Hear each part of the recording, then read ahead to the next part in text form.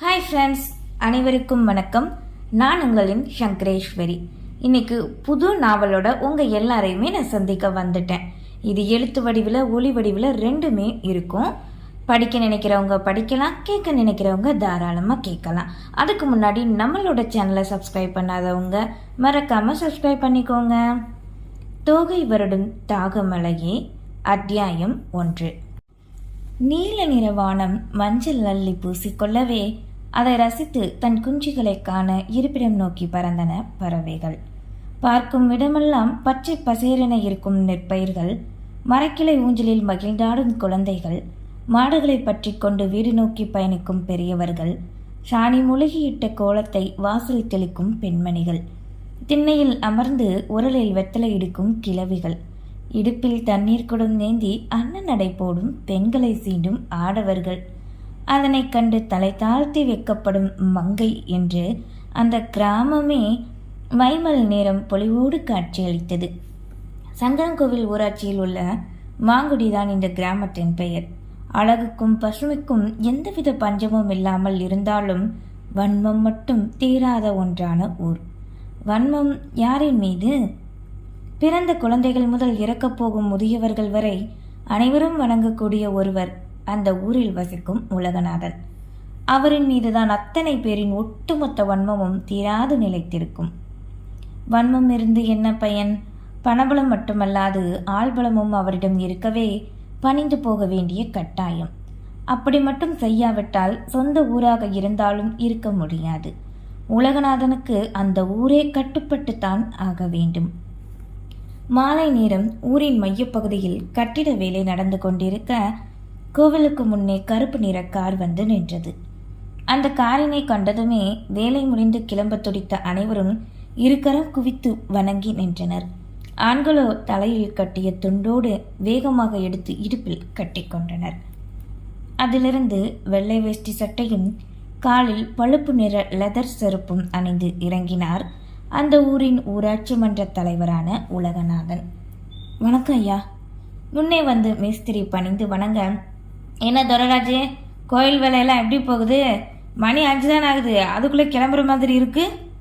ஐயா, காலையில் வெள்ளனை வந்தாச்சு, அதான் வேலையெல்லாம் நல்லா தான் போகுது, கைக்குள்ளே முடிச்சிடலாம். அதுக்கு மேலே மட்டும் ஒரு நாள் ஆகட்டும், அப்போ இருக்கு உனக்கு. ஆமாம், உன்னை கருங்கல் வச்சு தானே கட்ட சொன்னேன், அது என்ன ஜெங்கலை கொண்டு வந்து வச்சுருக்க? எப்போ வந்தது இந்த லோடு? எங்கேருந்து வந்தது என்று கேள்விகளாக அடுக்க பாதி முடிந்த தருவாயில் இருந்த கோவிலின் முன்னே வந்து நின்றார்.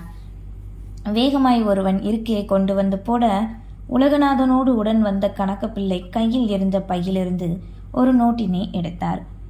ஐயா, இந்த செங்கல் தண்ணி தொட்டி கட்ட வந்தது, இன்னைக்கு தான் வந்திருக்கு, இந்தாங்க அதோட பில்லு.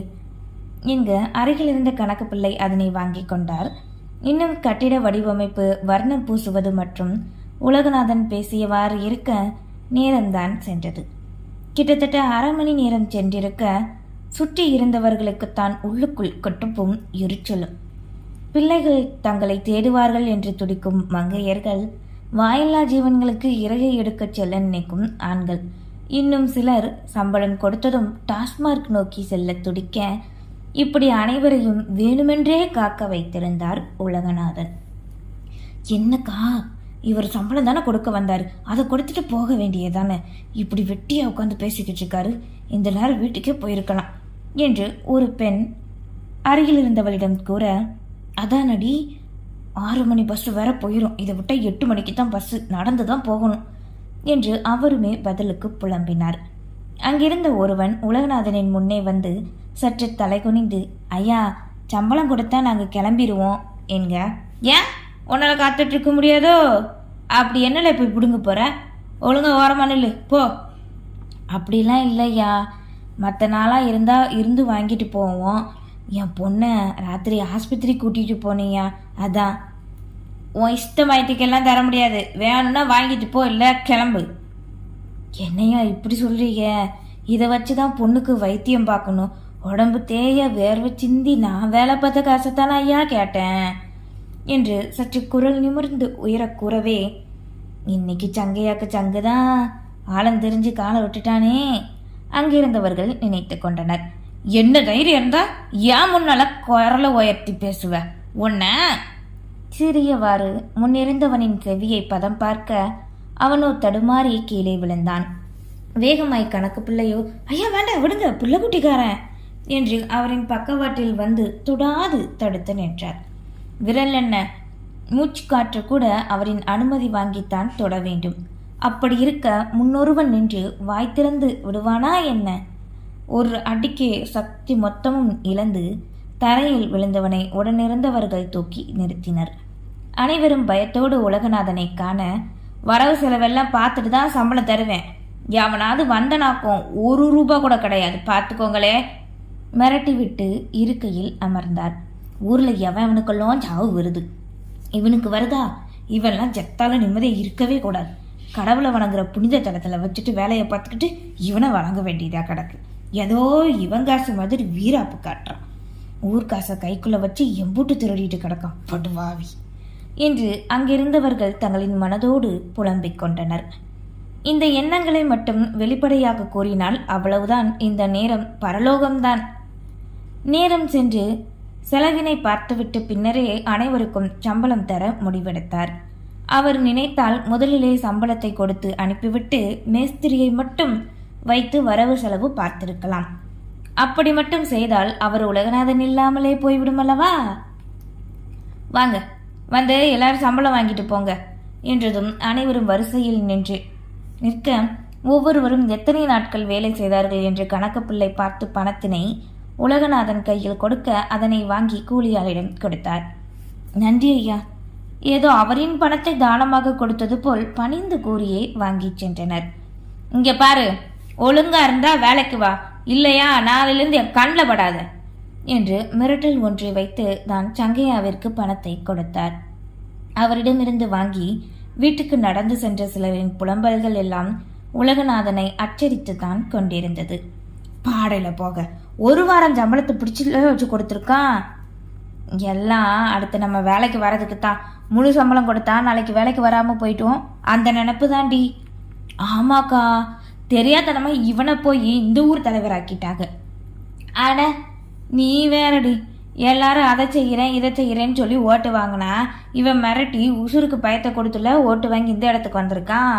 அதுவும் காலகாலமாக அதுக்கு குடும்பம் தானே தலைவராக இருக்கு. என்னைக்கு தான் இந்த ஊருக்கு விடிவு காலம் வரப்போகுதோ என்று புலம்பிக் கொண்டே சென்று விட்டனர்.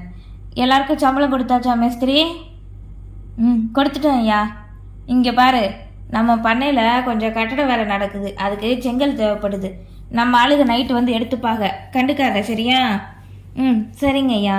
நீங்கள் சொன்ன மாதிரியே ராத்திரி மற்றவங்க வராமல் பார்த்துக்கிறேன், நீங்கள் எடுத்துகிட்டு போங்க என்க அருகில் இருந்த கணக்கு பிள்ளை கூட மனதோடு வசைப்பாடினார்.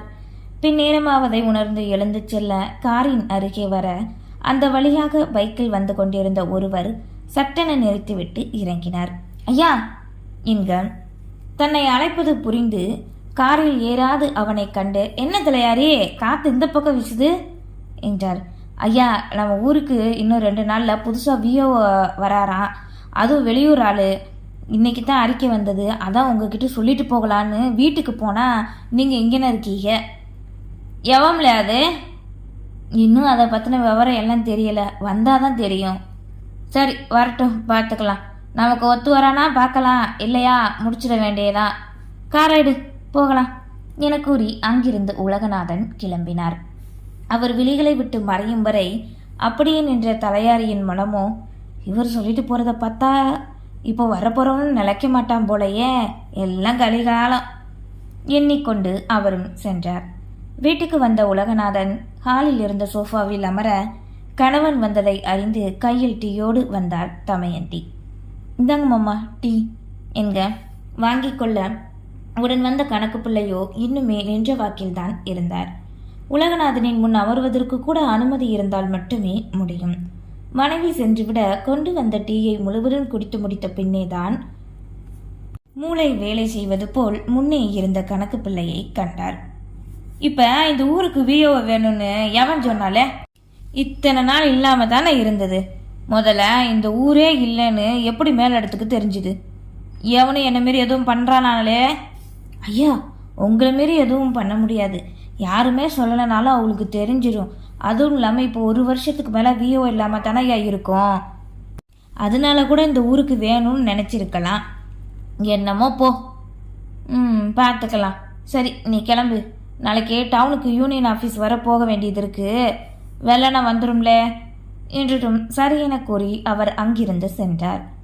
சரியாக வாசல் தாண்டுகையில் உள்ளே வெள்ளை சட்டையும் நீல நிற ஜீன்ஸ் பேண்ட்டும் போட்டு ஒருவன் வர, வணக்கம் தம்பி, தலைகுனிந்து கூறினார். என்ன கணக்கு? கையில் வச்சிருக்கிற பைய வெயிட்டாக தெரியுது. கத்தைய எதுவும் உருவிட்டு போறியா? மீசையை முறுக்கி கொண்டே வந்தவன் கேட்க, ஐயோ தம்பி, அப்படிலாம் இல்லை, இந்தாங்க சோதிச்சு கூட பாருங்க என்று வேகமோடு பயத்தில் தன் கையில் இருந்த பையை நீட்டினார். போம்யா போ, அப்படி மட்டும் பண்ணா நீ இந்த நேரம் இருக்க மாட்டேன்னு உமக்கே தெரியும்ல என கூறி உள்ளே ஹாலில் அமர்ந்திருந்த தந்தையை நோக்கி வந்தான் தமிழ்ச்செல்வன். ஒவ்வொரு நாளும் நரகத்தில் குப்பை கொட்டுற மாதிரியே அப்பனுக்கு பிள்ளைக்கும் மத்தியில் வாழ வேண்டியதா இருக்குப்பா. பெருமூச்சு ஒன்றை விட்டு மனதில் புலம்பியே ஓடோடி விட்டார் கணக்கு பிள்ளை. என்னலே, ரைஸ் மில் பக்கம் இன்னைக்கு போகலைன்னு கேள்விப்பட்டேன் என்றதும் ஒரு நொடி மிரண்டு அதனை தனக்குள்ளே மறைத்தான். எதிரே இருந்த சோஃபாவில் அமர்ந்தபடியே, டவுனில் ஒரு வேலை இருந்துச்சுப்பா, நாளைக்கு கண்டிப்பாக போயிடுறேன். எங்க? சரிதாம்லே, சும்மா ஊர் சுத்தாம ஒழுங்கா வேலையை பார்க்குற வழியை பாரு. சரிப்பா. அப்பா, அப்புறம் சொல்ல மறந்துட்டேன், சங்கரங்கோயில் அரிசி கடை மாரிமுத்து இன்னைக்கு வட்டி பணம் கொடுத்துட்டான். அப்படியா? அதென்னடா, கணக்கு போனால் மட்டும் இன்னைக்கு நாளைக்குன்னு சொல்கிறானா, நீ போனால் மட்டும் உடனே கொடுத்துட்றான். நம்ம கைப்பழக்கம் அப்படிப்பா என்றவாறு இறுகிய புஜம் கொண்ட கைகளை முறுக்கவே அணிந்திருந்த காப்பிற்கு வாயிருந்தால் கூட இந்த நொடி அழுதுவிடும். கொலசலை ஓசை கேட்டதும் தந்தை மகன் இருவரும் வாசல்புறம் திரும்ப, தோகை விரித்தாடும் மயிலை போன்றே உள்ளே ஆடிக்கொண்டே வந்தாள் நந்தனா. அவர்களை நோக்கி வந்தவளோ தந்தையின் அருகில் பொத்தன அமர, என்னம்மா காலேஜ் படிப்பெல்லாம் எப்படி போகுது என்க. ஏதோ போகுதுப்பா, எனக்கு ஒரு ஸ்கூட்டி வேணும்னு எத்தனை நாளாக கேட்டுட்ருக்கேன். அண்ணன் கேட்டால் மட்டும் உடனே வாங்கி கொடுக்குறீங்க. அதான் இந்த வருஷத்தோட படிப்பு முடியுதுல்லம்மா. படிப்பு முடிஞ்சா ஸ்கூட்டி ஓட்டக்கூடாதா என்ன? பஸ்ஸில் போக எவ்வளோ கஷ்டமாக இருக்குது தெரியுமா? காரில் நம்ம டிரைவர் கூட போகிறதுக்கு நடந்தே போகலாம் போல, அப்படி இருக்கு புலம்பவே. சரிம்மா, சீக்கிரம் வாங்கிடலாம். போய் துணியை மாற்றி ஏதாவது சாப்பிடு. நீயும் போடா. இங்க நகன் மாடியேற கீழே இருந்த தன்னறைக்கு சென்றாள் நந்தனா. உலகநாதன் ஊராருக்கு எப்படியோ அதே போல்தான் மனைவிக்கும் தன்னிடம் பயந்தே இருக்க வேண்டுமென நினைப்பவர். ஆனால் பிள்ளைகள் இருவர் மட்டும் அதற்கு மாறாய் தந்தையை பின்பற்றியே வளர்ந்தவர். தமிழ்ச்செல்வனுக்கு தந்தையின் மீது பயம் இருந்தாலும் சற்று அவரிடம் உஷாராக இருப்பவன். கல்லூரி முடித்தவனை வேலைக்கு செல்ல விடாது தன் வேலைகளை கவனிக்க வைத்துக் கொண்டார்.